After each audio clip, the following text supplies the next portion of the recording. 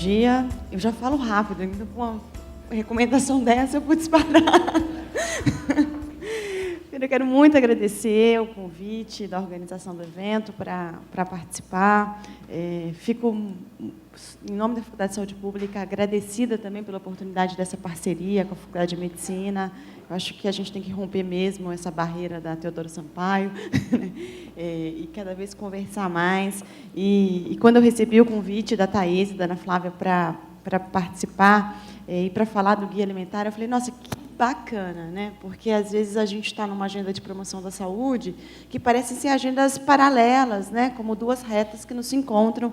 E, no fundo, a gente está falando de conceitos que se aproximam muito. E é um pouco isso que eu vou tentar falar nesses 20 minutos que eu tenho, né?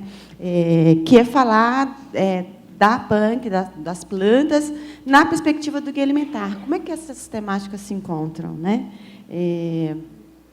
Então, o Guia Alimentar é esse instrumento. Eu trouxe para os meus colegas de mesa, acho que vai sobrar, alguns poucos. Ele é um instrumento de política pública, né? Ele é uma tecnologia em saúde, pegando aí a classificação do Emerson Merri das tecnologias de saúde, ele é uma tecnologia leve, né?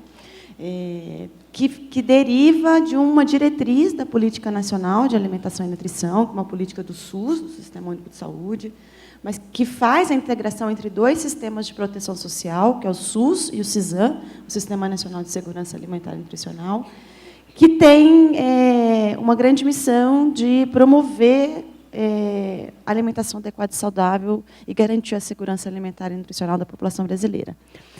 Para que isso aconteça, os organismos internacionais, como a FAO, eles recomendam que os países estabeleçam diretrizes oficiais sobre o que é alimentação saudável. Se a gente faz um panorama no mundo, cerca de 100 países no mundo têm guias alimentares. O Brasil tem guias alimentares, um geral para a população brasileira, que foi lançado em 2006. Teve um anterior, que inclusive está em revisão agora, que foi lançado em 2002, que é para as crianças menores de 2 anos, né? Num dado momento, eu trabalhei no Ministério da Saúde, de 2011 a 2014, coordenando a área de alimentação e nutrição no Ministério. E no planejamento da administração pública, naquele ciclo de planejamento, a gente achou que era necessário revisitar o Guia Alimentar, a versão anterior, para incorporar novos paradigmas sobre alimentação saudável, né? Então, esse guia foi republicado em 2014, e ele traz uma compreensão sobre alimentação saudável como algo mais do que a ingestão de nutrientes. Parece pouco, mas isso é uma grande superação de um paradigma que vinha sendo, que é muito tradicional em guias alimentares, que é agrupar alimentos pelo perfil nutricional. Não que isso não seja importante, isso é super importante. Eu, como nutricionista, não posso negar isso, né? Mas a gente não pode reduzir a alimentação somente aos componentes dos nutrientes, né? Então, ele traz um conjunto de princípios do guia, eu não vou me estender nesses princípios, mas tem um que eu gosto particularmente, que diz que a alimentação saudável necessariamente deriva de um sistema alimentar sustentável, né, do ponto de vista ambiental, e justo do ponto de vista social. Eu acho que, quando a gente está falando de PANC, a gente está também falando de sustentabilidade, de justiça social, e o diálogo da alimentação saudável com a agroecologia e outras agendas de relevância na política pública, né? O Guia Alimentar ele traz uma inovação, que é a incorporação de uma outra forma de olhar e classificar os alimentos, que podem ser classificados de diferentes formas. Posso ter uma classificação botânica exclusiva, né? A Embrapa tem toda uma construção sobre isso. Eu posso ter uma classificação nutricional, baseada no perfil dos nutrientes, que era o paradigma anterior.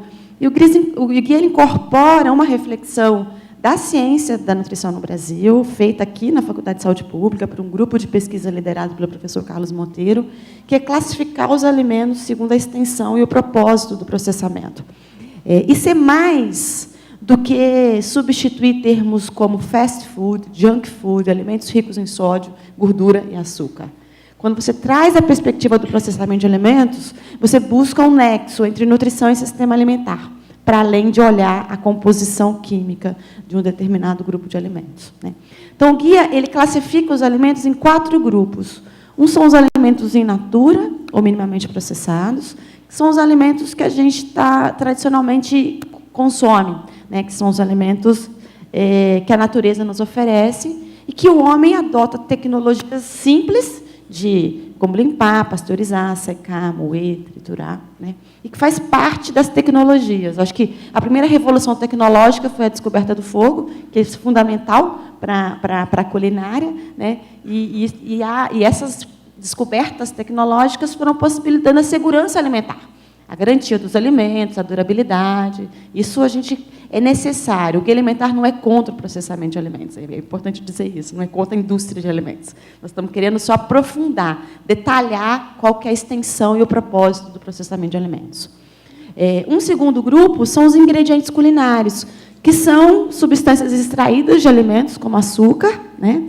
Os óleos, as gorduras, e mesmo da natureza, como o sal, e que são fundamentais no processo de ter um significado cultural da alimentação. Porque, se a gente for resgatar Gilberto Freire, no livro Açúcar, né, o papel das nossas referências da culinária, o uso dos ingredientes culinários, a gente começa a ter uma outra dimensão das práticas alimentares, para além da perspectiva biológica, né? O terceiro grupo são os alimentos processados, que foram aqueles alimentos in natura, que foram adicionados de algumas substâncias, como açúcar, gordura, e que também fazem parte da história do homem, né, da humanidade. Se eu pego o pão, eu vou ter um exemplo de um alimento processado, né? Se eu pego as compotas, se eu pego os queijos. O ultraprocessado é aquele alimento que eu não identifico mais a matriz alimentar. Ele é necessariamente uma formulação industrial feita a partir de alguns ingredientes extraídos de alimentos in natura, em geral de monoculturas, de commodities agrícolas, que vão oferecer açúcar, amido, proteína isolada de soja, e que são adicionados de substâncias que vão atribuir sabor, textura, que isoladamente esses ingredientes não teriam. Seriam substâncias, formulações muito desagradáveis do ponto de vista sensorial, né? E o ingrediente final é muito lobby, muito marketing, muita publicidade, né? Para fechar o que é esse produto mercadoria, que é o ultraprocessado. Então, o que ele traz essa diferenciação, né? E ele exemplifica, eu não vou me estender muito sobre isso, mas é importante dizer que, quando eu relaciono o punk com o guia alimentar e resgato o conceito de ultraprocessado, eu estou querendo fazer uma contraposição a uma falácia da indústria de alimentos, que é a falácia da diversidade. Então, quando a gente olha um supermercado, eu vejo muita cor, parece que eu tenho muita diversidade alimentar. Mas, no fundo, eu tenho muita diversidade de marcas e de embalagens. Mas eu não tenho diversidade de matriz alimentar, eu não tenho diversidade de nutrientes, eu não tenho diversidade de repertório cultural, gastronômico, de identidade cultural. Então, essa é uma falsa diversidade que eles nos vendem, né? Que a diversidade, que é tão importante na composição de uma dieta de qualidade, hoje, os institutos de pesquisa como o Gallup têm trabalhado com índices de avaliação de qualidade da alimentação, que antes eram muito calcados em nutrientes. Hoje, está se avançando na ciência da nutrição, na epidemiologia nutricional, de pensar que a gente tem 2 grandes componentes para avaliar a qualidade da alimentação. Um é diversidade, e o outro é a presença ou não de alimentos ultraprocessados, e a participação. Aqui a gente tem diversidade. Aqui a gente tem diversidade real, aquela diversidade de cor, de sabor, de composição química. Tá? E aí, como é que o guia alimentar conversa com o punk? Então, como é que essa não pode ter S? Estou aprendendo, né? Punk sem S? Então, primeiro, quando eu parei para organizar essa apresentação, eu falei, então, deixa eu resgatar, né, o conceito, para ver como é que isso vai conversar, né? Nunca tinha feito uma fala como eu estou fazendo aqui hoje. Obrigada pela oportunidade de poder refletir sobre isso, né? Então, eu fui nas referências e fui pegar o conceito. São partes comestíveis, frutos, frutas, folhas, flores, rizomas, sementes, entre outras partes dos alimentos, né? e de plantas, que podem ser consumidas, tanto in natura quanto em preparações culinárias. eu diria que podem, inclusive, ser processadas, né? Se eu for pensar em algumas situações, pensando no minimamente processado, na categoria. Eu gostei bastante, quando eu olhei no conceito, que a gente pode falar de partes comestíveis de plantas não convencionais, mas também de partes não convencionais de plantas comestíveis. Eu acho que, em geral, a gente se fixa muito na primeira dimensão e pouco na segunda dimensão. Tá? Aí eu falei, poxa, então, punk é elemento in natura. Já encontrei a conexão, né, com a classificação nova. Então, aí eu já tenho o link entre as duas dimensões. Mas o guia, além de classificar os alimentos, segundo o nível e a extensão do processamento, ele também agrupa os alimentos in natura em grupos, que são grupos por uma identidade de composição química, mas também por uma identidade nutricional, gastronômica, de como isso aparece nas nossas refeições, na composição do nosso padrão alimentar. Aí vai agrupando os alimentos, né, a partir disso. Reagrupando, né? Eu não tenho... alimento ultraprocessado não pode ser agrupado dessa forma, como a pirâmide alimentar fazia, que pega um biscoito e classifica o biscoito como na base da pirâmide, como cereal. O biscoito não é cereal. Não tem como estar nesse grupo. Então, a gente não classifica ultraprocessado. Ultraprocessado é ultraprocessado, é formulação industrial. Agora, eu posso classificar os alimentos in natura, e mesmo os industrializados, os minimamente processados, os processados, em alguns grupos por semelhança. E eu falei, então, o evento é de hortaliças, né? Mas eu tenho punk não hortaliça. Então, acho que é legal fazer essa conexão também com o guia, né? De que eu posso ter plantas não convencionais agrupadas em diferentes grupos. Aí eu trouxe alguns exemplos só para a gente brincar, né? Fazer esse exercício. Então, aqui, no grupo dos feijões, eu posso ter o feijão gandu, que é uma leguminosa, se eu for pensar na classificação. Se eu estiver errada, não se me corrija depois, tá? E como é que eu uso? É sempre importante pensar, e o guia faz esse exercício, que é apresentar a classificação, falar da composição química, até da classificação botânica, mas não desconsiderar o uso culinário, dialogando com a diversidade, com o nosso repertório gastronômico, né?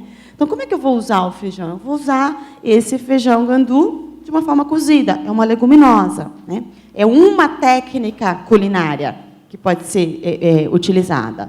O lab é uma leguminosa que, além de trabalhar a leguminosa, eu vou poder também trabalhar as flores dessa planta, é aquela parte não convencional de um determinado alimento.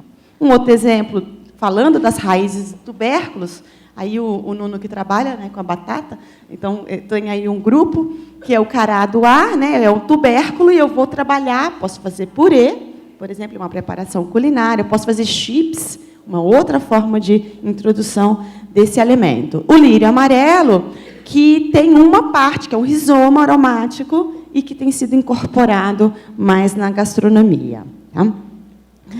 Aí é muito fácil essa conexão, né, de legumes e verduras. E eu trouxe o exemplo do Ora Pro Nobis, e poderia ter trazido o exemplo da taioba, que, se for em Minas Gerais, eles falam assim, não, mas espera aí, isso não é punk, porque a punk tem que ser considerada também na perspectiva da cultura alimentar local, né? Tem alguns alimentos que, para nós, em São Paulo, pode ser considerado como punk, mas que está absolutamente inserido no padrão alimentar de uma determinada região, né? Então, eu vou muito a Minas Gerais e falar para os meus conhecidos da região de Moeda que todo lugar tem taioba, que taioba é punk, eles vão ter um certo estranhamento, né? Então, tem que considerar esse aspecto também da diversidade local, da tradição alimentar das regiões. Um outro exemplo seria a berinjela amarela, que eu posso consumir tanto o fruto como as folhas comestíveis, posso fazer refogados e outras preparações. Grupo das frutas, eu tenho punk, no grupo das frutas, o cubil, né, ele é uma fruta, e aí eu posso estar fazendo conserva, posso fazer suco, e assim eu trouxe alguns exemplos, eu não quero me estender, mas também falando de banana, né? Banana, se a gente olha os dados da POF, da Pesquisa de Orçamentos Familiares, é a fruta mais consumida pelo brasileiro, é a banana. Mas a gente começa a perder diversidade de espécie, né? Começa a ter uma padronização de só alguns tipos de banana que são consumidos. E a gente tem uma riqueza muito grande. Isso acontece com a banana no Brasil, isso acontece com o milho na região dos Andes, que tem uma grande diversidade, isso acontece com as espécies de batatas, né? Então, como a gente aumenta o nosso repertório nesse grupo de bananas, e os diferentes usos culinários, a banana verde, o coração da banana, que alguns chamam de umbigo da banana, né, que você faz como um refogado, é exemplo do que se pode fazer com repolho, né, as cascas da banana como uma parte consumível. O taperebá, eu acho que é um belíssimo exemplo, porque ele é uma árvore que nos dá diferentes possibilidades de uso e que e a mesma planta oferece diferentes grupos alimentares. Então, se eu tenho o fruto, que é o cajá, eu posso consumir, quando a árvore é mais baixa, é um arbusto, eu posso consumir as folhas jovens do taperebá. Aí eu estou falando de uma hortaliça, né? E mesmo eu posso consumir as raízes do taperebá como um tubérculo, né? Então, eu tenho aí uma planta que nos oferece diferentes partes não convencionais que são comestíveis. Então, no fundo, eu estou querendo dizer que punks são alimentos in natura, e que não é um grupo só, que nos oferece uma diversidade, e a diversidade é importante na composição de uma alimentação saudável. O Guia Alimentar ele tem uma parte importante que ele fala 4 recomendações e uma regra de ouro para a alimentação saudável. Eu rapidamente não quero que vocês leiam aqui, mas só para saber que está lá na paginazinha azul. Uma recomendação é: faça de alimentos in natura ou minimamente processados a base da sua alimentação. Outra é: utilize óleos, gorduras, sal e açúcar em pequenas quantidades ao temperar, cozinhar alimentos e criar preparações culinárias. Não tem como ter culinária sem ter óleo, açúcar, gordura e ervas aromáticas, né? Então, essa história do ápice da pirâmide de açúcares e óleos lá em cima, isso é um equívoco do ponto de vista da bioquímica, da nutrição, que eu estou falando de qualidade de gorduras, mas também é um equívoco do ponto de vista da alimentação como um componente do aspecto cultural da alimentação. Uma outra recomendação é: limite o uso de alimentos processados, porque são alimentos adicionados desses outros ingredientes, né? E que têm um perfil nutricional de maior risco comparado aos alimentos in natura. E eles devem ser consumidos em pequenas quantidades, como ingredientes de preparações culinárias. Eles compõem refeições, diferentemente dos alimentos ultraprocessados, que são alimentos que substituem alimentos in natura e minimamente processados. Esse é um aspecto importante do conceito, né? E eles devem fazer parte de refeições baseadas em alimentos in natura e minimamente processados. E, por fim, evite alimentos ultraprocessados, né? São recomendações muito simples, mas, na minha perspectiva, absolutamente transformadoras, tá? E tem uma regra de ouro, que é: prefira sempre alimentos in natura ou minimamente processados e preparações culinárias, alimentos ultraprocessados. Não é fácil adotar recomendações tão simples, porque a gente tem obstáculos, e na saúde pública a gente chama determinantes sociais, né? E esses determinantes sociais estão relacionados à informação, à oferta, ao custo, às habilidades culinárias, ao tempo e à publicidade, né? Eu queria destacar a conexão disso com a agenda de Punk. Eu acho que a gente precisa ter um obstáculo importante sobre a informação.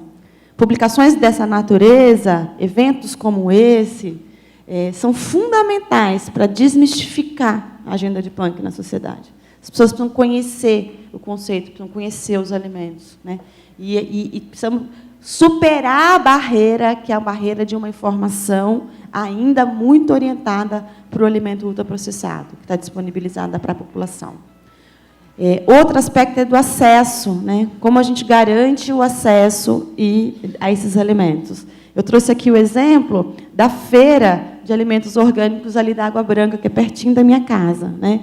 E uma foto que mostra um alimento super convencional, que é a cenoura, disponível, mas que ela não é vendida como a cenoura lá no Pão de Açúcar ou no Sonda do outro lado da rua. Ela é vendida aqui com a rama, que eu tenho uma parte não convencional de um alimento convencional. Então, será que esse tipo de equipamento ele não é essencial para eu superar o obstáculo, que é o obstáculo do acesso?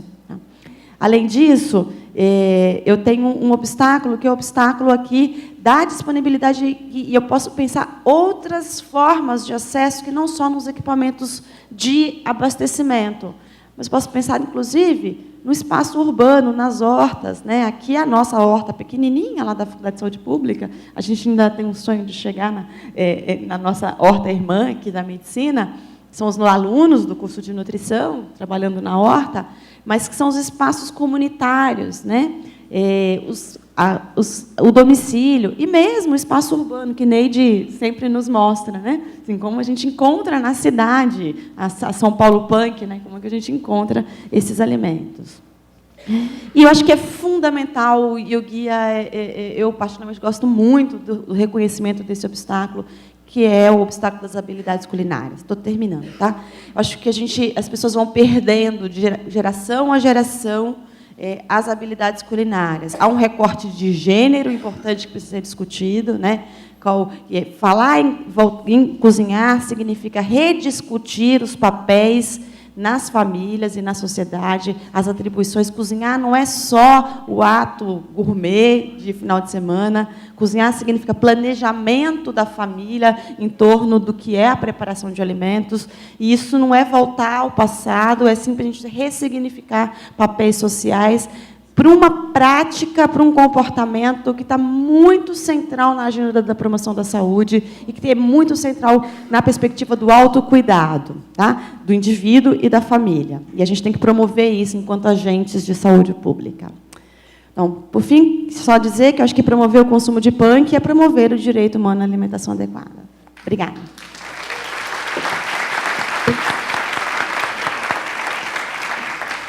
Obrigada, professora Patrícia. A gente vai deixar as questões todas para o final, tá? A gente faz 5 minutinhos, já estou um pouco atrasado. Eu queria convidar agora a doutora Valéria Pascoal.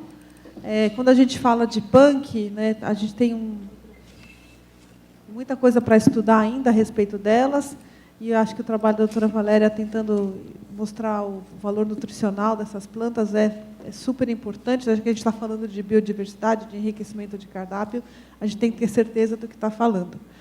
Eu só queria lembrar, antes da Valéria começar, que vocês vão ficar com fome de ver tanta coisa bonita aí. Lá fora está tendo, lá embaixo, no subsolo, está tendo uma feira super legal.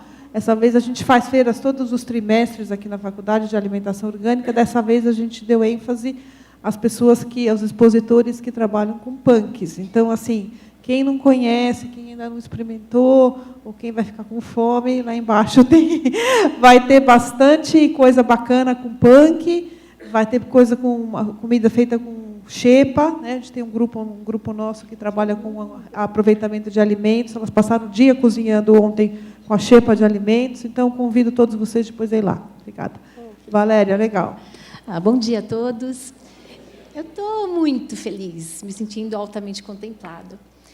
Primeiro porque eu sou fã número 1 da Ana Flávia, que é do Instituto Kairos, e todo o grupo, pelo ativismo, né? Não seria a merenda orgânica São Paulo, uma lei, não seria conquistada se não tivesse o ativismo da Ana Flávia, Instituto Kairos, da Susana Prites, do Muda e assim por diante. Então, estes ativistas, eles merecem todo o nosso amor e respeito. E por isso que eu sou muito grata de estar aqui hoje. Eu estou muito feliz porque eu estou diante de 2 mestres que me conduziram nessa área de punk. Um é você, Kinup, meu grande mestre, e outro é você, Nuno, meu outro grande mestre, né? Então, num evento que vocês estão presentes, né, os meus mestres, é de muita emoção. Emoção também por ver uma médica, né? A Thaís é uma médica envolvida, Thaís, na principal ferramenta que é para modular qualquer questão bioquímica, prevenir saúde e tratar doença, que é o alimento. E você é uma médica exemplar. Patrícia, eu sou sua fã número 1, também sou fã número 1, todo mundo que vai na questão da nutrição, né? Sua e do Carlos Augusto Monteiro, né? Vocês tiveram que brigar muito para implementar isso, para fazer o guia e para implementar esse guia. E eu sei de tudo que vocês passaram para estar aqui hoje, socializando e fazendo todos esses links. Sou muito, muito assim grata. Eu estava mais ou menos 2 anos atrás, num congresso, numa mesa redonda, falando de nutrição, sustentabilidade, punk do Brasil, no Congresso Mundial de Nutrição na Espanha. E na mesa redonda comigo estava uma nutricionista que era responsável pelo Ministério de Saúde dos Estados Unidos. E o meu maior orgulho foi na hora que ela projetou a apresentação dela e colocou a imagem do nosso guia como exemplo a ser seguido. Você sabia disso, Patrícia?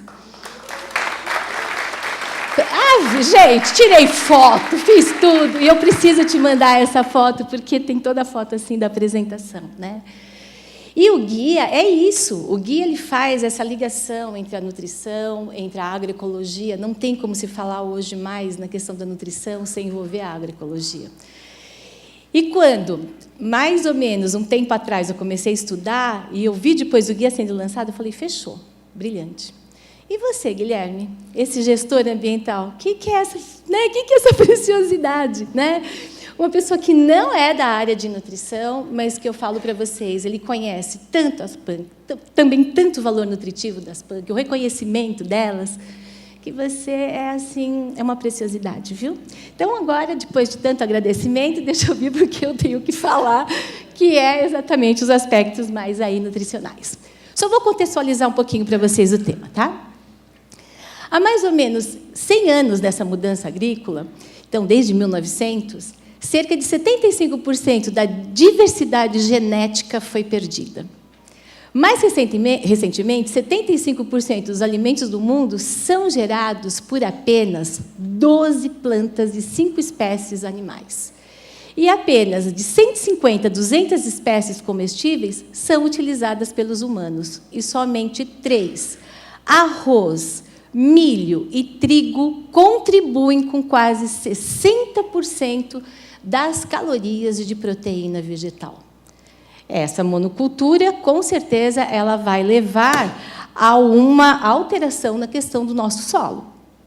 Então, o Brasil tem mais de 2.000 espécies de plantas alimentícias. Os nossos antepassados já consumiam muitas PANC. Por isso que eu gosto muito das definições do Nuno Madeira, que ele coloca, né? As PANCs são hortaliças tradicionais. E é verdade, porque antigamente muitas dessas plantas que a gente hoje vem falando que são PANC, que deve ser consumida, já era conhecida.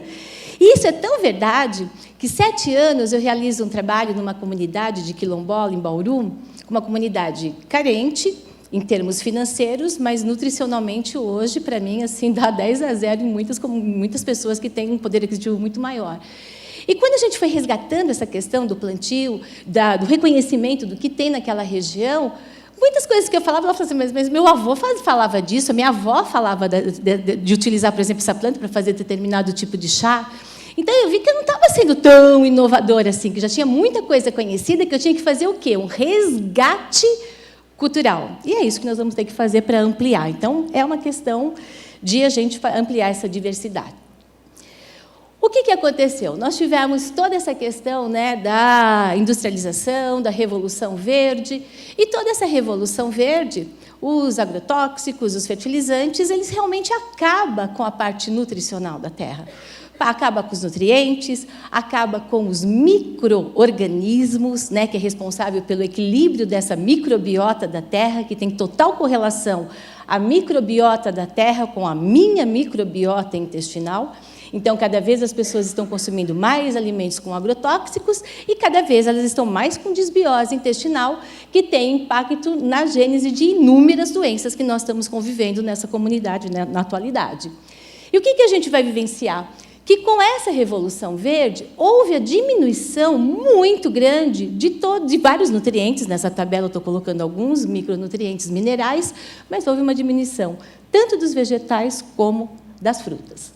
Então, eu tenho que ter um novo olhar. Eu tenho que ter um novo olhar levando a questão da sustentabilidade relacionada ao corpo e eu tenho que ter a relação da sustentabilidade com o planeta. Então, os nutricionistas, eu sei que tem muitos nutricionistas aqui, não basta mais pensar. Nutrição, eu tenho que pensar na individualidade bioquímica do indivíduo. Não. Eu tenho que pensar no indivíduo, mas o que eu estou prescrevendo, o que eu estou orientando, que impacto que tem essa minha prescrição no planeta. Então, agora eu tenho que pensar na saúde humana e na saúde do planeta. Quando eu penso em prescrever algum alimento que não é da minha biodiversidade, que é de um outro país, com certeza eu vou estar contribuindo nesse transporte, por exemplo, desse alimento para cá, eu estou contribuindo no aumento do efeito estufa. Só que quando eu aumento o efeito estufa, o que acontece? Eu tenho a diminuição dos micronutrientes no solo. Tem um trabalho da Nature de 2014, muito importante. Eles fizeram avaliação em três continentes. Austrália, no Japão e nos Estados Unidos, e verificaram que o aumento da produção de CO2 diminui os micronutrientes em todos os alimentos que foram analisados, de arroz a trigo, até sorgo, eles analisaram também. Então, eu tenho que ter o que impacto que tem, e quando eu dou alimentos da outra biodiversidade, eu não estou contemplando o alimento da minha biodiversidade. Então, o nutricionista e todas as pessoas que trabalham com a questão de educação nutricional, que são multiplicadores, eles têm que pensar agora não somente na segurança alimentar e nutricional, ele tem que pensar na questão da soberania alimentar. Então, com essa visão, a gente vai ver que tudo isso fala onde, gente? No guia para quem não leu. Não é isso, Patrícia? Está tudo contemplado no nosso guia. E como, há 7 anos atrás, eu conheci uma ONG, que é internacional, chamada CSA, Agricultura Sustentada pela Comunidade, que iniciou o trabalho lá na década de 70 no Japão, invadiu a Europa na década de 80, depois 90 Estados Unidos e Canadá, e chegou aqui no Brasil há 7 anos atrás, pelo Hermann Pollmann, que é da Alemanha. E quando eu conheci essa ONG, numa palestra que foi na Escola Antroposófica do meu filho, eu fiquei apaixonada e ele colocou que precisaria de voluntários para iniciar esse trabalho no Brasil. Na hora, eu levantei a mão, o Wagner, que é diretor executivo dessa ONG também, e a Márcia, que é uma outra colaboradora. Quando nós começamos, então, a trabalhar neste conceito de acolher um agricultor, conhecer tudo que ele tem na sua propriedade agrícola, e acolher esse agricultor, então eu fui aí 7 anos nutricionista, super clínica, consultório, né, bombando com a nutrição funcional, eu fui há 7 anos atrás conhecer a terra. E aí que eu fui verificar como nós, nutricionistas, estávamos tão desconectados da nossa principal ferramenta de trabalho, que é o alimento. E nesse conhecimento, o que aconteceu? Nós tivemos... Só 10 minutos? Já? Eu tive, então, a oportunidade de conhecer as plantas alimentícias não convencionais. E aí teve um resgate, quando eu conheci toda a obra do Knupp, de verificar que os agricultores não valorizam aqueles alimentos. Tanto que eles não colocam, até hoje a gente tem muita dificuldade, eles não colocam como um item da cota, porque eles acham que aquilo é mato. Como que a pessoa vai valorizar a compra de um mato? Então, é trabalho que nós temos que ter com o agricultor, para ele valorar esse alimento, e fazer um trabalho educacional, lógico, para as pessoas consumirem esses alimentos que são muito mais preciosos que um monte de alimentos que as pessoas estão gastando muito dinheiro e tendo um valor nutricional menor. Então, eu acho que a maioria de vocês conhece a questão das dietas sustentáveis, das pirâmides sustentáveis, da pirâmide sustentável. E nessa pirâmide sustentável, o que nós vamos avaliar? Que o tal do trigo, milho e arroz, que são os mais consumidos, eles precisam de muitos hectares, né, de terra para ter essa produção, em termos comparando terra de produção com valor nutricional. Enquanto a cevada, o sorgo e o painço são muito mais sustentáveis. Então, quando a gente entra na questão do sorgo, o sorgo é o alimento mais rico em vanádio. Mais rico. Ele tem mais vanádio do que o ovo. Então, por exemplo, os veganos que não consomem o ovo, eles já estariam assim saindo na frente de consumir o vanádio. Mas, Valéria, para quem não é da área, o que faz o vanádio? O vanádio é um nutriente modulador da formação de insulina. E, hoje em dia, o que mais nós estamos evidenciando é as pessoas com resistência periférica à insulina. Seja na obesidade, seja na dislipidemia, seja na síndrome do ovário policístico, seja na questão da miopia. E o sorgo está aqui, ó. E quando a gente pega o sorgo, nós vamos avaliar que o sorgo está livre de tóxicos de gliadina. E por que a gente está com essa neura contra o trigo? Porque o trigo houve uma mudança exatamente na produção dele. Não que o trigo seja transgênico, o trigo ele é híbrido. Mas ele, que era alto, que tinha uma quantidade de glúten, ele foi se cruzando com outros tipos de trigo, ficando menor, o famoso trigo anão. Só que essa mudança foi feita para aumentar o nível do quê? O nível da gliadina, que é a proteína, porque ela dá mais elasticidade nas preparações. Só que isso o nosso organismo não consegue reconhecer. Por isso que inúmeros trabalhos científicos demonstram uma relação bem relacionada à questão da imunidade. Então, não falta trabalho científico mostrando a presença deste trigo. Não é qualquer trigo. Se não for esse trigo, muitas vezes o sistema imunológico reconhece sem problema nenhum. Mas desse trigo há os comprometimentos bioquímicos e imunológicos que estão acontecendo com as pessoas. E, no caso, o sorgo ele é livre de gliadina. Então, ele é uma opção super interessante. Você pode fazer todas as preparações que você faz com milho, que é transgênico, você faz com sorgo, do bolo, polenta, o que você quiser, até a questão da pipoquinha de sorgo também, que é bem gostoso. Ora Pronovis, depois passa água para mim. A Ora Pronovis é um alimento que, como a Patrícia falou, ela não é um alimento punk em Minas Gerais. Não é. Mas é um alimento que deve ser consumido porque o Brasil inteiro pode produzir a Ora Pronobis. Muitas vezes as pessoas têm até a Ora Pronobis e não sabem que aquele alimento é a Ora Pronobis. Aconteceu comigo no projeto social. Nós tínhamos cercas e cercas vivas de uma planta que a gente ficava assim, criançada, cuidado que essa planta tem espinho, cuidado que essa planta tem espinho. Aí, quando eu comecei a fazer um trabalho com o pessoal da Unesp de Botucatu, com o pessoal da biologia, eles foram lá identificar todas as punks que tinha, porque até então eu não conhecia nada disso, há 7 anos atrás. Eles falaram, gente, isso aqui é Ora Pronobis. E que aí eu já estava começando a estudar, falei, Ora Pronobis, tudo isso é Ora Pronobis. E nesse trabalho que eu fiz esse ano de rodar o bioma de todo o nosso Brasil, para o congresso que é o tema desse ano, eu vi Ora Pronobis no Brasil inteiro, e o Nuno fazendo um trabalho lindíssimo com Ora Pronobis. E a Ora Pronobis tem o quê? Inúmeros nutrientes, como a gente vai estar vivenciando. Até eu tenho uma tabela comparativa. Agora, o que eu fiz aqui? Eu peguei a Ora Pronobis, o teor de proteína da Ora Pronobis e o teor de fibras da Ora Pronobis e comparei com a quinua, que não é da nossa biodiversidade. Isso no Chile é tranquilo, perfeito ter quinua, mas não é aqui para o Brasil. Então, parem de ficar prescrevendo quinua, que não é alimento da nossa biodiversidade. Comparando, olha só o teor proteico que tem a Ora Pronobis, 28. Contra a quinua, que é dada como a proteína, que tem composição igual ao leite materno, que muitas pessoas falam que comparando, não consome leite, consome a quinua. Não, você pode consumir, sim, a Ora Pronobis, porque o teor de proteína dela é fantástico. Comparando o perfil de aminoácidos com a quinua, dá uma olhada nisso, não tem comparação. Uma coisa que não compara com a outra, não é? Então, vamos aqui.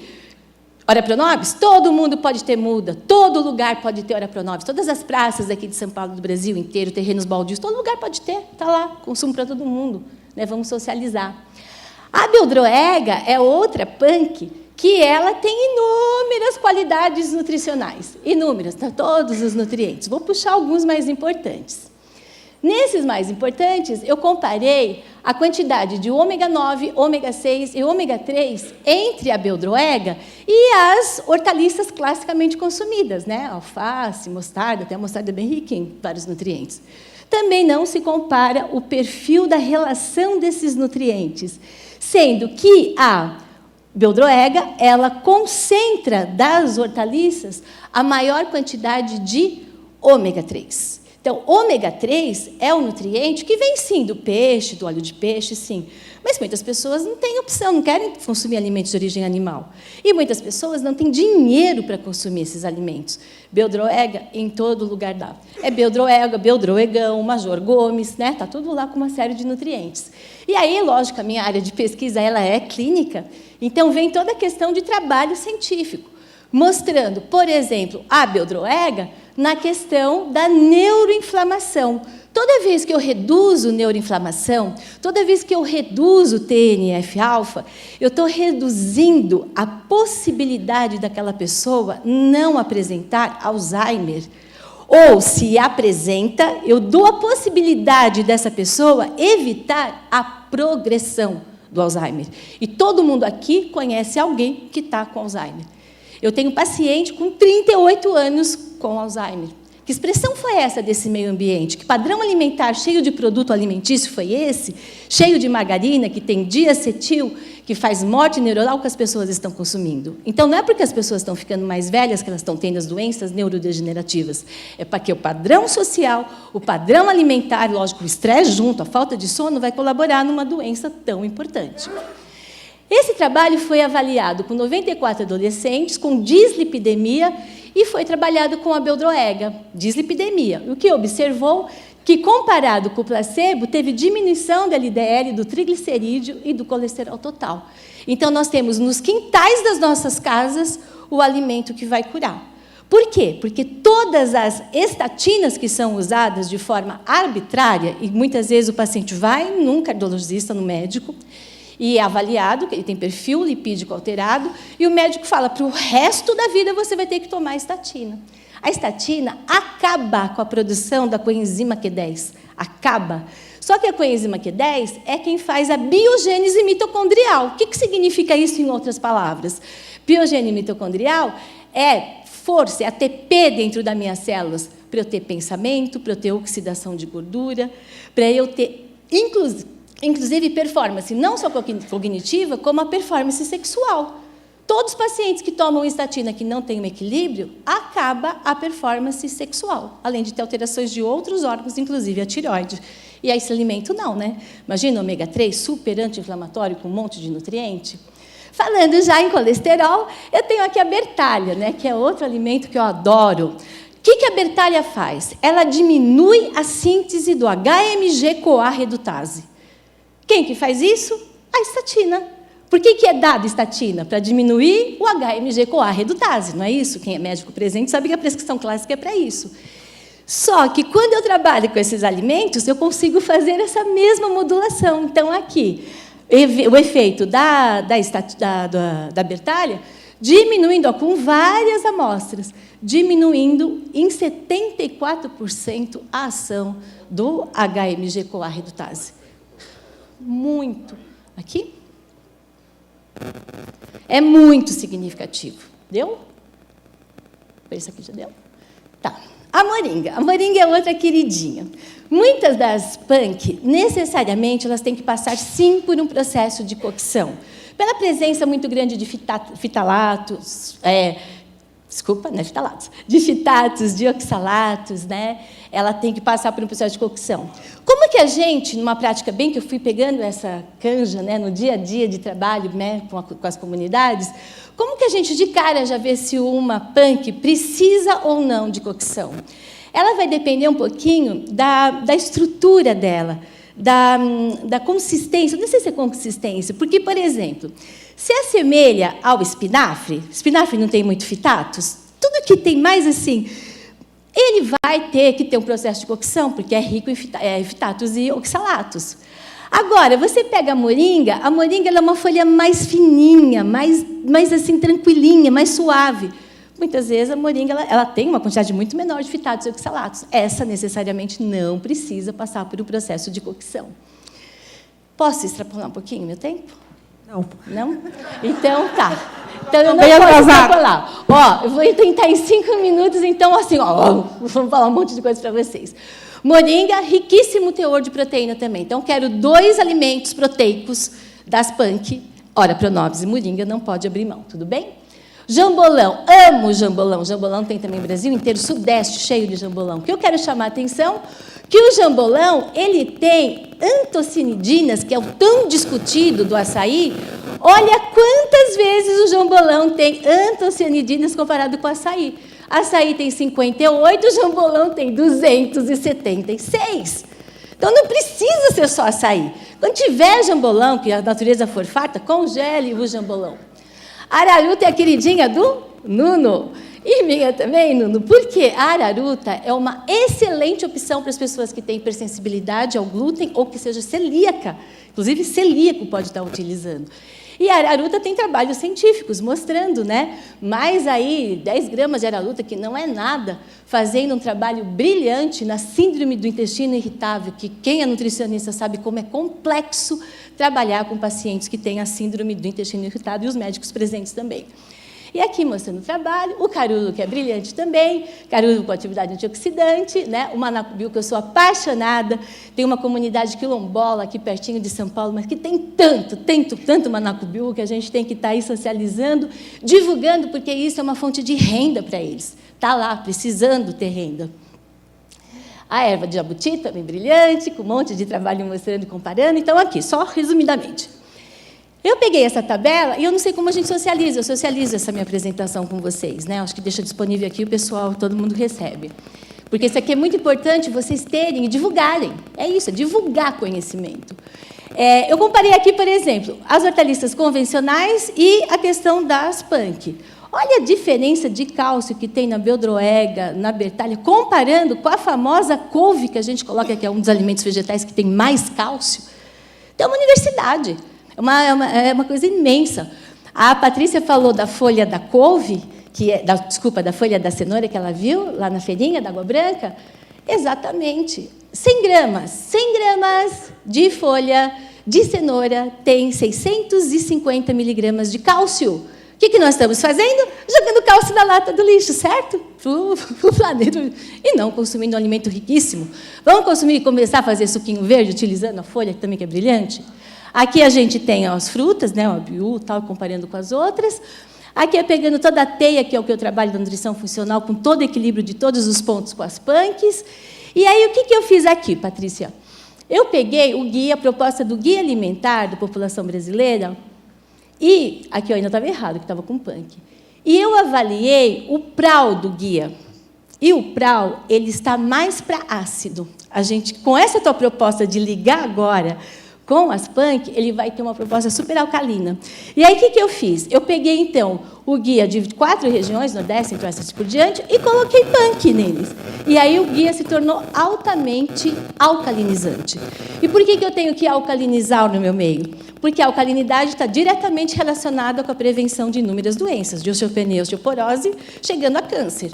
As principais linhas de estudo de câncer demonstram que eu tenho que ter um ambiente alcalino e está extremamente só ácido. O que eu fiz aqui para terminar? Pela ideia da Ana Flávia, ela falou assim, e da Renata, vamos fazer um caldo verde punk para ser uma opção para os hospitais terem, sabe a dieta leve, que nós nutricionistas temos que dar aquele caldo? Então, o que ela fez? Elas fizeram? Planejaram como que a gente pode incorporar esses caldos para todos os hospitais. E aí elas fizeram a composição com vários alimentos, tá? E aí, o que a gente tem de conclusão? O que a gente tem de conclusão? Depois de fazer todo esse cálculo, eu não comparei com o padrão, porque cada hospital acaba tendo um, mas a gente conseguiu dar uma sopa riquíssima em micronutrientes, em compostos bioativos e com um PRAL muito alcalinizante. Perfeito.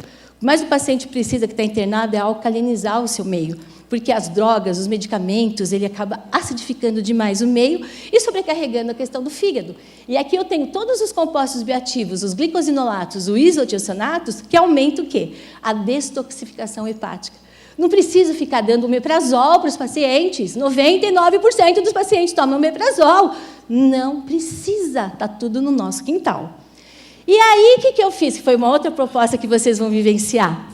Foi a gelatina. Então, a gelatina, que vai estar sendo proposta, né, que vai ser aí vai ser divulgada para todos os hospitais, ou qualquer pessoa, as creches, escolas, terem uma gelatina mais saudável, uma gelatina que tem agar-agar, vinagreira, fécula de mandioca, uva passa, cumaru, a raspa de limão e a água, comparado com essa gelatina, que isso, né, Patrícia, isso aqui é o tal do produto alimentício mesmo. Comparando, olha só, gente, a gelatina de agar-agar. Cálcio, né? O ferro, o magnésio. O magnésio é um nutriente extremamente alcalinizante. Todos os trabalhos demonstram que o magnésio, quando bem ingerido, diminui pressão sistólica e diastólica. E olha aqui que nós temos o PRAL altamente acidificante dessa gelatina e o PRAL proposto pelo Hortipunk altamente alcalinizante. Então, estamos na via super certa. Nem vou entrar nesses detalhes, deixa quieto. Depois, os cuidados para vocês terem, né? Para vocês, cuidado com oxalato, com fitato, assim por diante. E não vai dar para falar mais nada, deixa quieto, e depois a gente socializa o coisa. Desculpa, gente.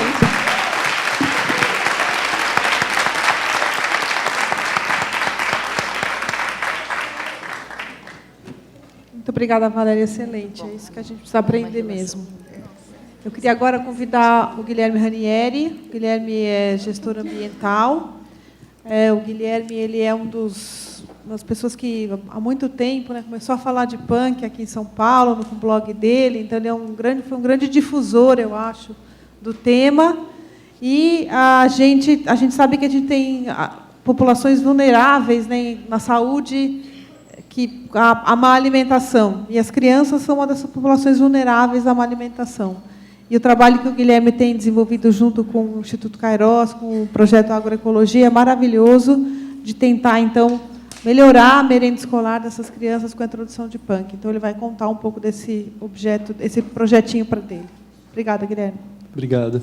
Gente, bom dia. Obrigado pela presença. Agradeço a todos por estarem aqui. Agradeço a organização pelo convite. Na minha apresentação eu trouxe ela enorme, porque a minha intenção depois, nas perguntas, é poder trazer algumas coisas, mas eu vou falar mais do que mostrar, tá? Na minha pesquisa de mestrado, eu queria entender o porquê que alguns alimentos estavam desaparecendo e que mecanismos estavam por trás desse desconhecimento em relação a essas plantas que a gente chama de punk. Então, por que a nossa geração de avós e mães até conheciam algumas espécies e por que os filhos, as crianças, os jovens não conhecem? E durante a minha pesquisa, que não foi aqui em São Paulo, foi no Vale do Paraíba, eu encontrei alguns mecanismos. E um dos principais que eu encontrei e que eu percebi que seria uma forma de circular esse processo de erosão cultural que a gente está tendo seria através de lidar com criança. Então, como que pegar esse jovem, esse conhecimento que não está mais chegando nessa geração, como fazer ele voltar? Uma das principais formas, que seria uma forma quase que automática, seria trabalhar com alimentação escolar. E, dentro desse contexto, eu fui convidado pela Ana Flávia, pelo Instituto Kairos, para trabalhar nesse projeto do Viva Agroecologia, que foi organizado também pelo MUDA. Vou falar um pouquinho dele. Antes disso, queria perguntar para vocês, para que serve uma horta escolar?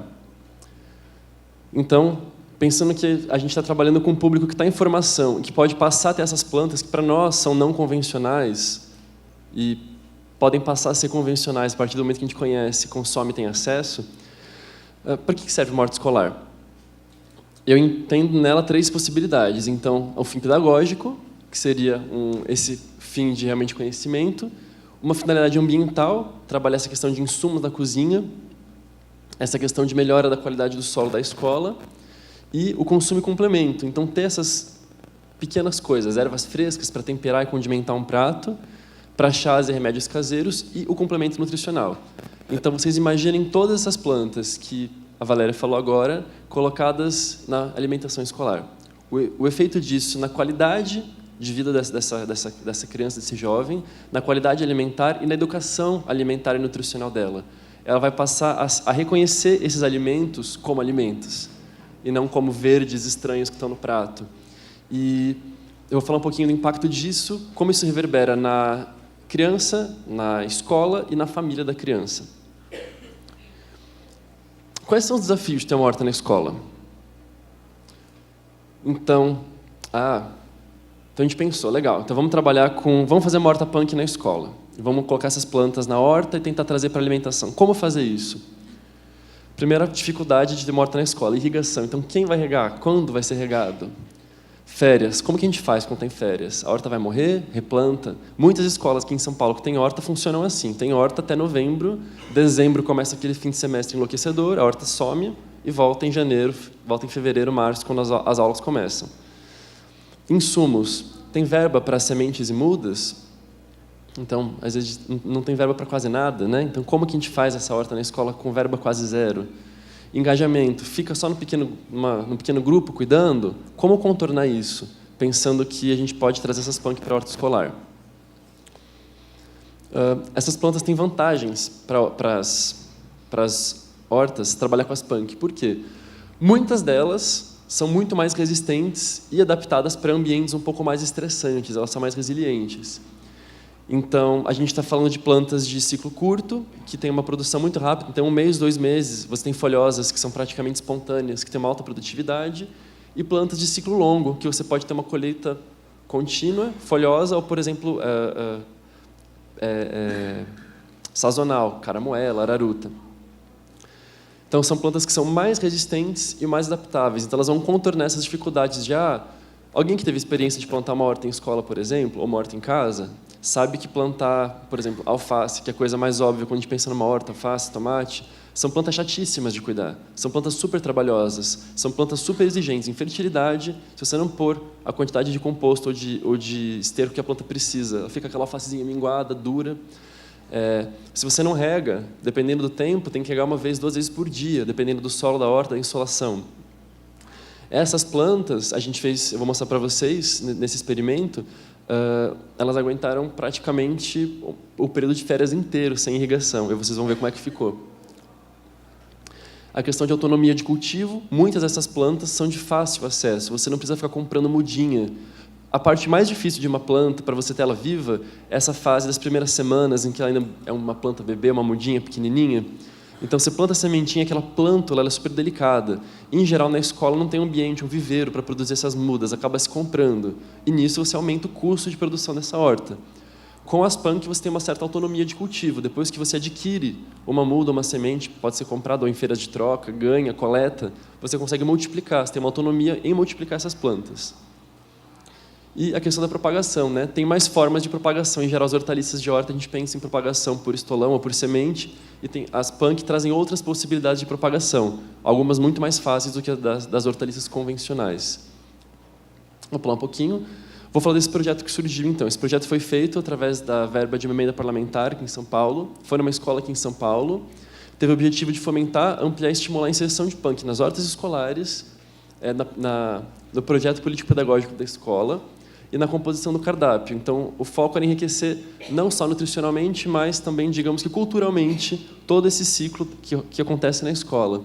Então, estão todos os parceiros, a realização foi do Caros e também da Prefeitura de São Paulo.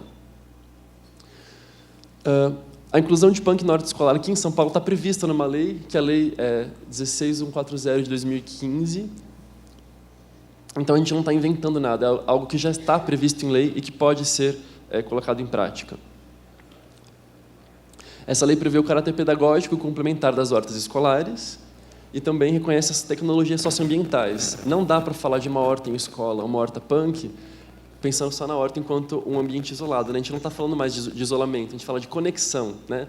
Então, a gente está falando de permacultura, a gente está falando de tecnologias socioambientais, que seria, além da horta, uma cisterna, para a gente não ter dependência e custo do abastecimento de água, da composteira e minhocário para poder fechar o ciclo dos resíduos da cozinha e abastecer a horta com fertilidade. Como que é essa horta punk? É uma horta que ela tem as plantas convencionais, porque o que eu acho mais importante de ter as plantas convencionais é gerar identificação. Quando você começa uma horta num espaço de convívio, numa escola, e de repente você só tem plantas esquisitas, plantas desconhecidas, plantas estranhas, gera, não diria que uma repelência, mas gera um estranhamento. As pessoas não se apropriam daquilo como horta. Então, muita gente fala, eu vou ficar regando esse monte de mato? Vou ficar cuidando? Olha que coisa estranha. Não tem nada que eu conheça aqui. Mas se você coloca um pezinho, uns pezinhos, talvez, de cebolinha, de salsinha, de manjericão, de alface, de couve, as pessoas já falam, opa, tem comida aqui, isso aqui eu conheço, isso aqui eu conheço. Tem uma horta aqui em São Paulo, que fica uma horta super da militância ativista aqui de São Paulo, fica na Paulista, na altura ali, um pouquinho depois da Augusta, na Praça do Ciclista. E essa horta está desde 2014, a gente teve já manifestação, paradas de todos os tipos de caos urbanos, manifestações populares ali em cima da Paulista, e é curioso que a horta nunca é pisoteada. Por quê? Porque as pessoas identificam alimento ali. Então, alimentos convencionais fazem parte da horta, especialmente da horta punk, para gerar essa identificação. Tem as punk espontâneas, que são plantas super abundantes aqui na horta da medicina. São essas plantinhas que, mesmo que você não plante, elas vão estar ali, né? Elas fazem parte do banco de sementes do solo, tem propágulos dela em toda parte, então elas vão aparecer. Trouxe exemplo de plantas bem comuns: bedrega, picão, caruru, guasca, trapoeraba, que são plantas que vão ter em praticamente qualquer horta, mesmo que você não queira, elas estarão lá. A diferença é que a gente vai passar a aproveitar essas plantas, porque elas existem, estão aí, e são, além de nutritivas, elas são gostosas e trazem um monte de histórias da nossa cultura popular. Você vai para o interior de São Paulo, vai para o interior, vai para o Nordeste, vai para o Sul, você encontra consumo dessas plantas em várias comunidades, não é nada novo. As punk não espontâneas, que são essas plantas de ciclo mais longo, então a gente fala de araruta, ora pronobis, que depende de onde você estiver, acaba sendo subespontânea, moringa, e também temperos e chás. Temperos e chás são muito importantes. Às vezes as crianças não comem alimentação da escola, falando em escola municipal, às vezes um temperinho a mais faz a criança lamber o prato. Eu vou falar um pouquinho disso mais para frente. Mas a gente foi acrescentar, às vezes, um manjericão, um pouquinho. Você pensar, mas para uma escola, a gente trabalhou com MF, quantas crianças? Um raminho de alecrim tempera um prato que vai servir o almoço para um monte de criança. Um pouquinho de tempero faz toda a diferença. Então é importante ter essas plantas, tanto as convencionais quanto as não convencionais. Estou falando muito rápido? Não? Eu estou aqui, eu já sou acelerado, estou especialmente acelerado hoje. Esse projeto que chama Viva Agroecologia, que foi esse projeto feito na escola, que contempla tudo isso que eu falei. Eu vou falar agora especificamente dele. Foi feito na SMF, que é Amorim Lima, é uma escola que fica no bairro do Butantã. Vou passar bem rápido, tá, gente? Qualquer coisa, depois da nossa conversa, eu volto e falo um pouco disso. Então, foi uma escola que estava aberta, já tinha uma abertura com a comunidade, tinha uma abertura com a direção e com o corpo docente, que foi muito importante, e já tinha uma horta que tinha algumas punk, a maior parte espontâneas.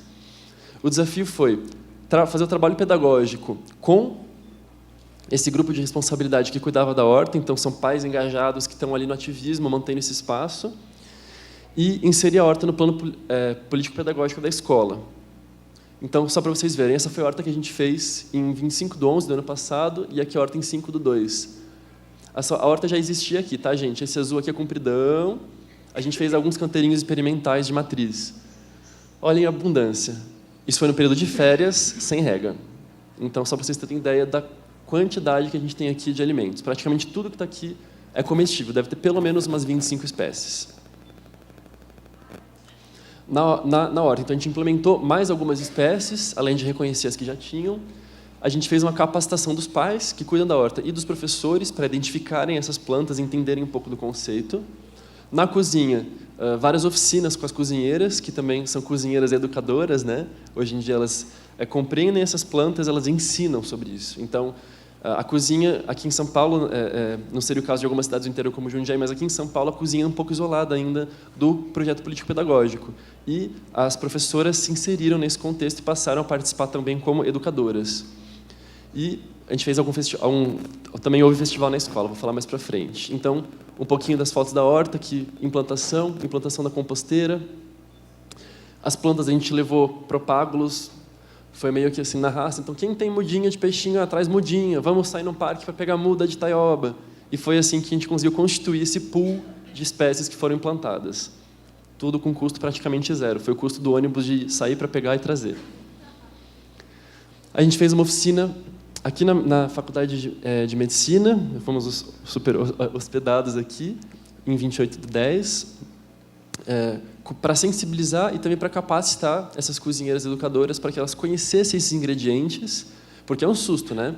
Você traz um ingrediente novo, mas como é que usa? Como é que faz? É fibroso? É amargo? É gostoso? Então, como é que é? Então, vamos provar, porque falar não adianta, né? Tanto que hoje a feira não está aqui por acaso. A gente quer seduzir cada coraçãozinho, cada estômago que está aqui com esses pratos, porque são coisas muito gostosas. Então é para quebrar um pouco desse medo, desse susto do desconhecido.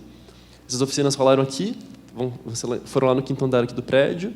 A gente preparou vários pratos, foi uma coisa incrível, que a maioria, praticamente tudo, foi colhido aqui da horta. A gente pensa, nossa, é possível só de uma horta alimentar tanta gente? Tinha o quê? Mais de 30 pessoas? Tinha muita comida, a comida não acabava mais. É curioso que esses alimentos de verdade, um alimento fresco, ele é um alimento que tem um alto teor de fibras, de água, ele promove saciedade. Então a gente comeu esse monte de verdura, a gente ficou super satisfeito, feliz da vida, né? Acho que subiu nosso triptofano, nossa alegria toda. E foi um alimento super colorido. Então, assim, nossa, pode comer flor? Nossa, o prato está colorido, o prato está diferente. Então, a gente fez o cardápio da escola, alguma variação, com essas hortaliças. E foi uma delícia. Também houveram oficinas de capacitação e sensibilização na própria escola. Então, uma das mães, que é a Flávia está aqui?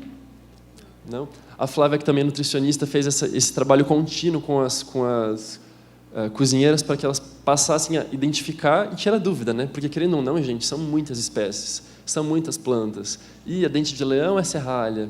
Tem que deixar de molho na água. E essa aqui pica fininho ou refoga? E agora? Esqueci. Então, a Flávia estava ali sempre dando esse apoio. Não só a Flávia, mas toda a equipe de pais.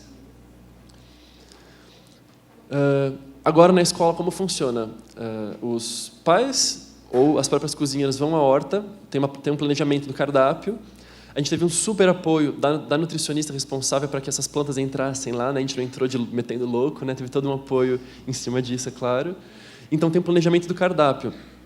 Dentro da semana, a gente prevê quais são as plantas que estão mais abundantes e mais frescas e mais bonitas, e o cardápio é planejado em cima dessa oferta. Então, é um cardápio sazonal.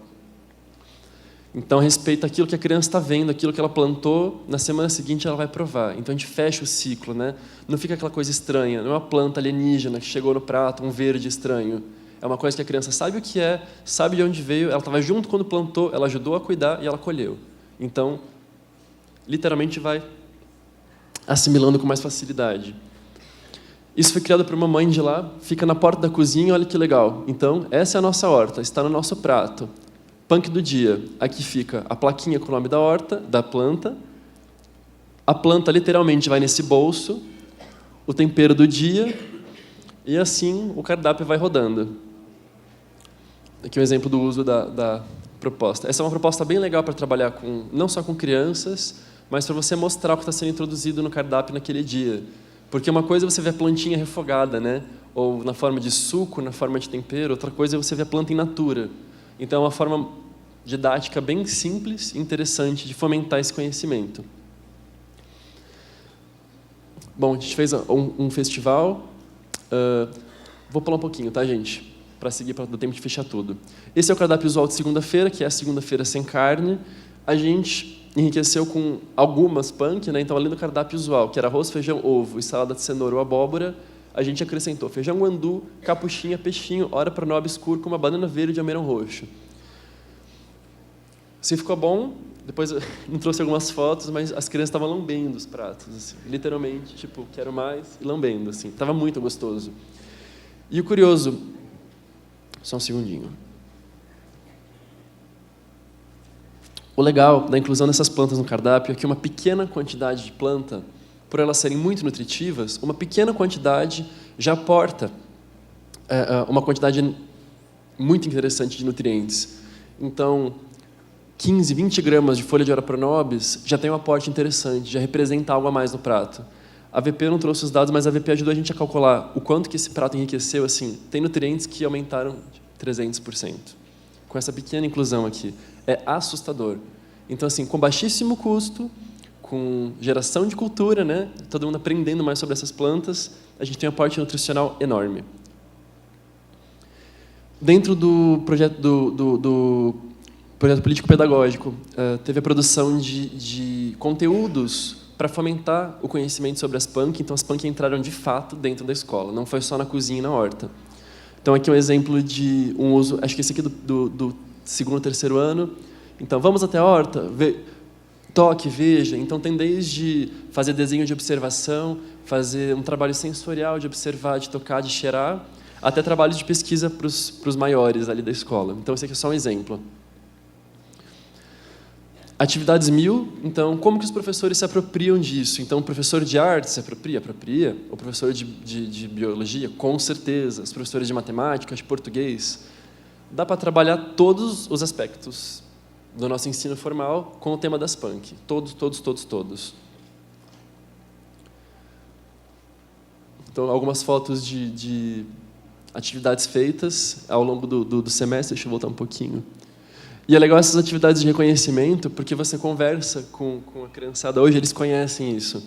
E os pais passam a conhecer por causa das crianças que estão já identificando. É muito engraçado, né? Quem conhece peixinho? Ah! Vamos na horta ver o que é peixinho? Esse.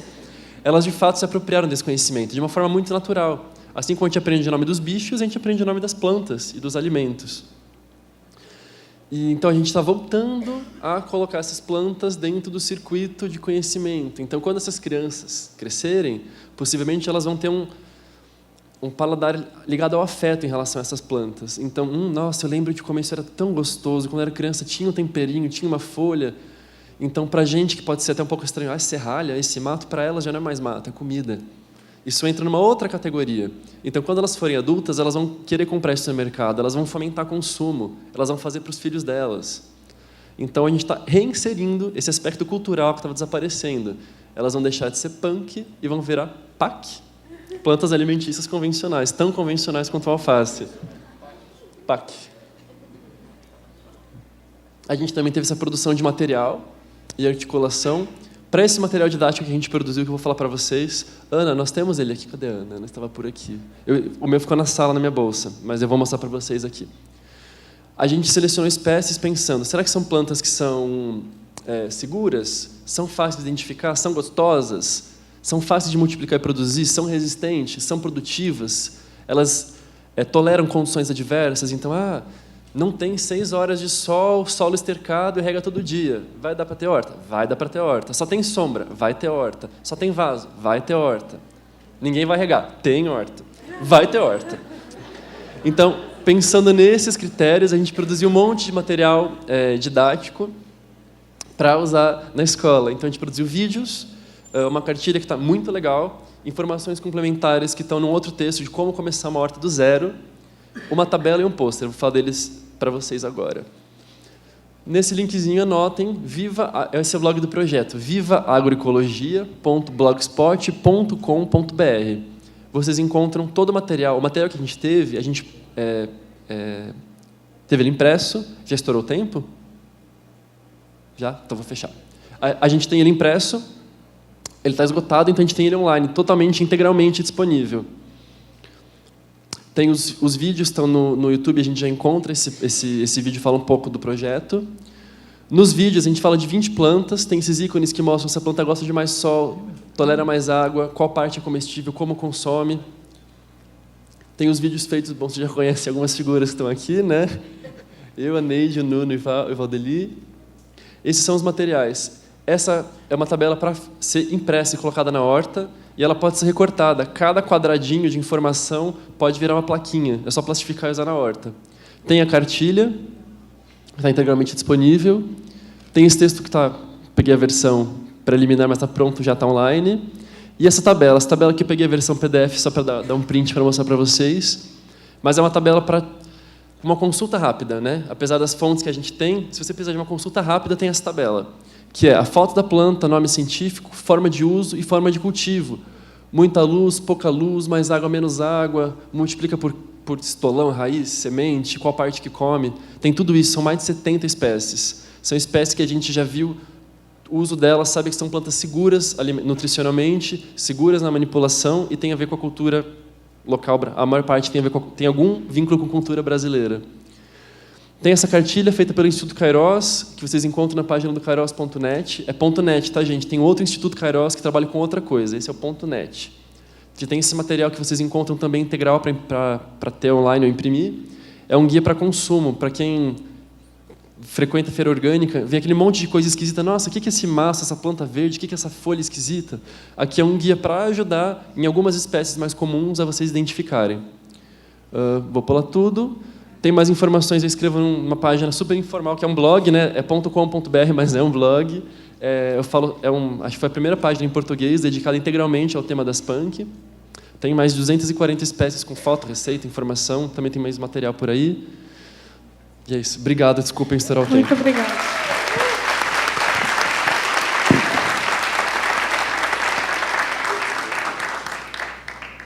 A gente vai abrir agora para perguntas. A gente, para não perder muito, vamos fazer 5 minutos de perguntas. Quem tiver pergunta pode levantar a mão, pode perguntar, fala que é, de onde veio, né? Se é de São Paulo, de fora. Qual a pergunta? A Rejane pode levar o microfone, né, Rejane, para eles.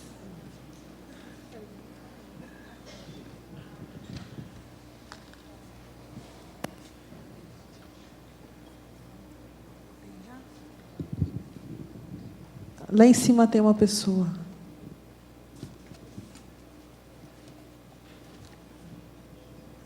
Olá, bom dia. Meu nome é Karen, eu sou aqui de São Paulo.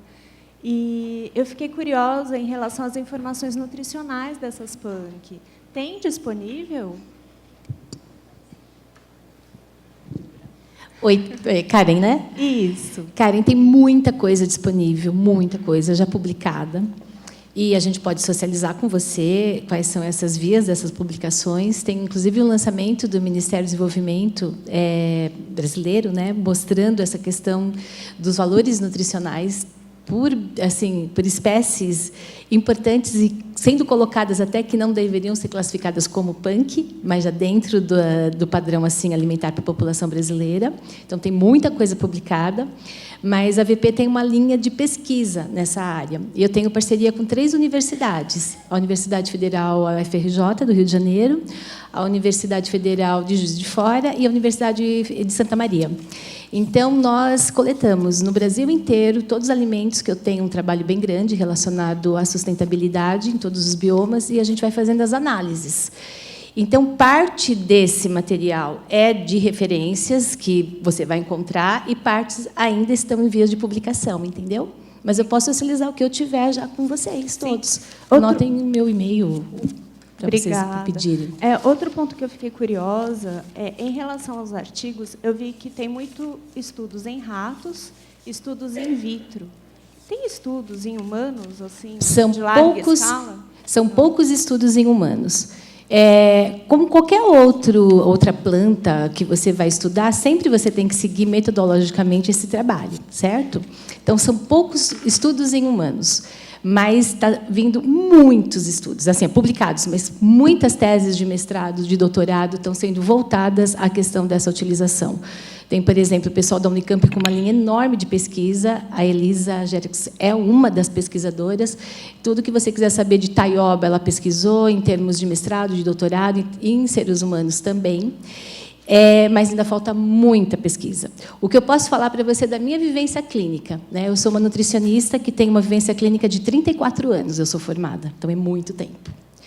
E eu já trabalhei com tudo o que você imagina, né? De suplementos a outros alimentos prescritos de outras biodiversidades, e 7 anos eu me concentro no trabalho somente com alimentos da nossa biodiversidade e seja tenha acesso para todo mundo, que é um projeto social.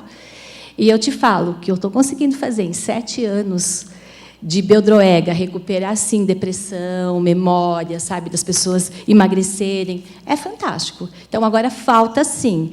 E eu estou com a Universidade a USC, que é de Bauru, que eu moro em Bauru, fazendo trabalhos científicos para a gente começar a demonstrar isso em clínico mesmo, né? Questão clínica. O que eu posso te garantir é que o resultado ele é fantástico. E vamos nós pesquisadores, aqui deve ter muitos pesquisadores envolvidos, né? Vamos pesquisar coisa que realmente você possa devolver depois para a sociedade, né? Em termos de benefícios para a saúde. Muito obrigada.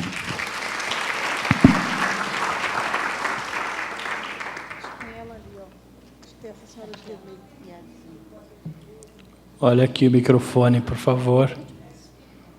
Então, meu nome é Geni, eu queria saber mais a respeito da berinjela amarela, porque eu não conheço.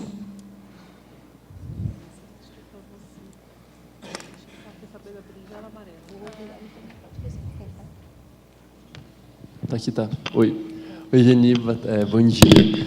Essa berinjela amarela, pela foto, pelo que entendi, talvez o Val confirme, seria o gilozão, pelo que parecia. É uma espécie de uma solanácea da família do giló, um giló africano, e a folha dele também é consumida. É uma hortaliça, a propagação, acho que é por maior parte por sementes, confere, só por semente, e é uma hortaliça folhosa e também tem esse... Está entre a berinjela e o giló o sabor. Tem um amarguinho, você encontra também com o nome de gilozão. Ela é uma planta que tem vários cultivares, então tem vermelha, tem amarela, tem esbranquiçada, tem verde, madura, então varia bastante. Oi? Giboma. Giboma.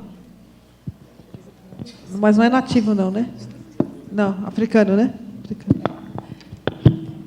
Olá, meu nome é Elizabeth, eu sou apenas curiosa, gosto de cozinhar bastante, estou me interessando muito por punk, comecei pelo plantário, ter curiosidade, através do livro do Knupp, que eu consegui comprar lá no plantário, e fiquei muito curiosa pela Valéria, para saber se ela tem apostila, livro, enfim. Não falta material, é uma linha, né, editorial da VP, e tem muita coisa que você pode entrar no site e conhecer. Mas uma coisa que eu gostaria de socializar com vocês, a VP tem um canal chamado Canal VP, Canal de Nutrição Funcional. É no YouTube, é um canal totalmente gratuito, né? E, se vocês visualizarem todas as nossas postagens, muitas são relacionadas a punk. E eu achei muito interessante, até socializando isso com o Nuno. Ô, Nuno, deixa eu te falar uma coisa, ó, socializando com você. Eu estava vendo as visualizações desse canal do YouTube. Eu tive 88 mil visualizações de como planta a Ora Pronobis. É muita coisa, não é? Então, assim, as pessoas estão muito interessadas. Então, nesse canal VP, você tem esse material. Tem material muito interessante no blog do... Eu vi a Bruna por aí. Cadê a Bruna? A Bruna é uma nutricionista de Brasília que faz um trabalho maravilhoso relacionado a punk. Então, tem muita coisa, mas no canal VP tem... Então, você vai encontrar coisas se você quer comprar, se você quer fazer aula, e você tem muita coisa gratuita também. Obrigada. Nada.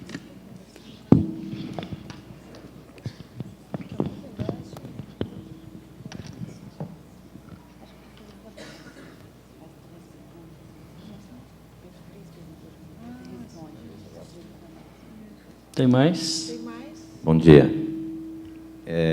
Meu nome é Ivo, eu sou geógrafo. Nós estamos, eu, a Joana, a Carol, que a gente trabalha no PAVES, que é um programa de meio ambiente voltado à área da saúde.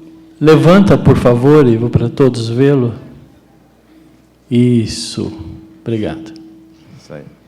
E como a gente trabalha nesse programa que tem o objetivo de levar informações, educação em saúde e meio ambiente, principalmente nas áreas onde a gente lida com os pacientes de UBS, né? E também em escolas, com toda a comunidade. E um dos eixos de trabalho nosso é justamente horta e alimentação saudável. Inevitavelmente, acabam surgindo projetos de hortas em praças públicas. Então, foi comentado aí, por exemplo, da Consolação e tal. Aí, uma dúvida que a gente tem, assim, até que ponto a gente pode confiar na qualidade daquele solo, porque a gente está em São Paulo, né? Solo, ar, água, tudo contaminado, seja contaminação química, ou seja, de repente, por rato, gato, enfim. Como que a gente pode confiar naquele espaço, fazer uma horta numa praça pública? Eu sei que tem pessoas aqui envolvidas nesses projetos. Eu gostaria de ouvir um pouco, algumas dicas para a gente poder criar projetos, mais projetos ainda como esse. Posso falar? Posso responder? Então, essa sua pergunta é muito pertinente, né? A gente tem a coisa das punks estarem nas calçadas, a gente pode colher, pode não comer, né? Então, eu acho complicado. A gente está fazendo um estudo nisso, a gente colheu punks, Guilherme colheu, ficou pronto, Guilherme, o resultado. A gente ficou pronto, analisando. A gente colheu várias punks, os meninos, o Guilherme e o Luiz, outro aluno nosso, colheram várias punks na cidade inteira, desde a Marginal até dentro de um parque, né? Vocês foram no Vila Lobos, tal, e acabou de ficar pronta a análise. Então, em breve a gente vai ter essa estratificação, assim, né? Onde que na cidade você pode pegar, onde você não pode, poderia ou não poderia pegar. Mas, então, assim, respondendo isso é só uma parte, respondendo a sua dúvida, a gente tem dois problemas de agricultura em ambiente urbano, que é o solo, que você falou muito bem, e o ar, né? O solo é bem mais estudado, bem mais conhecido, então a gente não deve plantar em lugares que são contaminados, né? Como é que a gente sabe o que é contaminado, o que não é? Existe um mapa da CETESB na cidade de São Paulo que tem os lugares contaminados. Por exemplo, se estiver do lado de um posto de gasolina, você já sabe que aquele terreno é contaminado. Então, assim, teoricamente, antes de você começar a plantar, todo o solo numa horta, esse solo teria que ser analisado para ver contaminação tanto de metal pesado quanto de componentes orgânicos. Já em relação ao ar, a gente tem um estudo feito aqui na faculdade, que acho que foi o primeiro do mundo mesmo que olhou, que foi a tese do Luiz Amato, que olhou esse problema da poluição, né? Então, a gente sabe que em meio urbano, se você pegar uma planta cultivada em meio urbano, tem estudos em Nova York, tem estudos em Berlim, tem vários estudos mostrando que elas têm um teor maior de metais, porque o ar tem mais metal do que se você for, por exemplo, sei lá, em Atibaia, no interior de São Paulo. Então, as plantas são como nós, né? Estão respirando aquilo, a gente também está respirando um ar, né? O problema não é a planta, é o ar que a gente está respirando, que é mais rico em metal pesado. E o que a gente mostrou aqui na cidade de São Paulo é que existe uma relação, a má notícia é que existe uma relação com o tráfego. Então, quanto mais perto está aquela horta de uma grande via de tráfego, onde passa mais veículos, maior é a chance da planta absorver pelo ar aquele metal. A boa notícia é que, se você fizer barreiras verticais, então, se você tiver árvores, muros, essas barreiras são protetoras, né? Então, assim, quando for fazer uma horta, tem que ter realmente na cidade de São Paulo esse cuidado, né? E as punks é essa coisa, não é para sair. Tem a computação biológica, tem a computação do solo, né? Então, tomar cuidado de onde, nos caminhos urbanos, ficar, né, tomar cuidado, não pegar, por exemplo, no canteiro da 23 de maio, por exemplo, né? Coletar ali, que aquilo com certeza vai contaminado com metal pesado. Isso, tem isso mesmo, me lembrou bem. Essa tese do Luiz, a gente acabou fazendo uma cartilha, que chama Cartilha de Boas Práticas da Agricultura Urbana. Lá, tem uma pessoa com a cartilha. Traz ela para mim aqui, mostrar, por favor.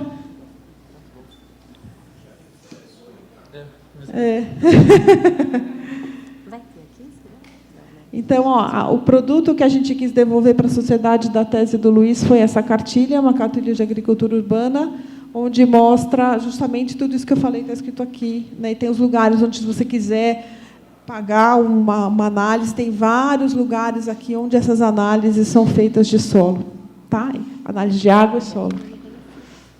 Acho que respondi? Mais alguém? Acho que é a última pergunta. A última pergunta, por favor. Para variar, eu estou sempre nas últimas, mas eu consigo. Eu sou Glória Miller, eu sou ativista na área da culinária natural e sustentável, costumo dar palestra em escola, pastorais, etc. Adorei essa história da cartilha, preciso saber, porque a cartilha do Cairós, eu sempre imprimo, comprei uma impressora até para poder fazer esse trabalho e para escrever o livro que eu escrevi, e eu imprimo e distribuo, e as pessoas gostam muito, viu? E eu queria, como aqui é um espaço onde tem muita gente que estuda, eu já estou só no finalzinho, né, que eu já tenho 70 anos, pessoas que pesquisam e que estão dentro da universidade na área da saúde, eu gostaria de falar de uma parte da planta que não é convencional, que é a semente da abóbora. Eu tenho lido algumas coisas, principalmente o livrinho da Sônia Hirsch, que fala sobre os bichos que os humanos têm, e a semente da abóbora, tradicionalmente, é muito usada para verminoses, né? Eu gostaria de saber se não tem nenhuma pesquisa para depois a gente poder estar introduzindo isso nas escolas. Eu tenho preparado alguns leites de sementes, usando, inclusive, a semente de abóbora, e que eu tenho impressão na minha cabeça, se fossem servidos nas escolas, talvez ele pudesse estar cuidando um pouco dessas verminoses que a medicina deixou um pouco de lado e que a gente sabe que elas continuam ocorrendo. Se alguém é uma sugestão de pesquisa e se isso até faz sentido para vocês que estão aí na mesa. Obrigada. Eu sou apaixonada por semente de abóbora, né? É uma das sementes que nós temos sempre que ter no nosso dia a dia, sementes oleaginosas. A semente de abóbora ela é fantástica. Ela é um dos alimentos mais ricos em selênio. E como eu, particularmente, tenho hipersensibilidade alimentar às oleaginosas, não posso consumir, a semente de abóbora ela supre de forma fantástica, inclusive, esse micronutriente. E é uma judiação as pessoas jogarem fora a semente de abóbora. Então, tem que fazer mesmo, tem que fazer ela tostadinha, tem que fazer os leites vegetais, todas as preparações que a gente puder incorporar. Porque, uma vez, eu assistindo uma palestra do Nuno, eu fiquei muito impressionada com uma coisa que ele falou. Ele falou que o Brasil ele importa semente de abóbora, é isso, Nuno? Quando você falou isso, eu fiquei horrorizada. Eu falei, como que importa a semente de abóbora se a abóbora dá nesse Brasil inteiro e vamos, pelo menos, plantar mais abóbora com essas sementes, né? Então, eu posso socializar também depois com você todo o material relacionado à composição nutricional e é fantástico. Você está indo na linha super certa. Parabéns, viu?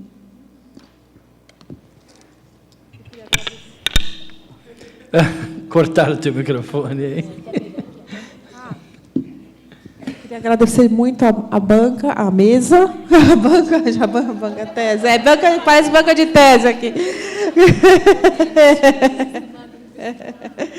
Queria muito agradecer a mesa por estar aqui, foi excelente. Muito obrigada, Valéria, Guilherme, Patrícia. Muito obrigada. Obrigado a todos.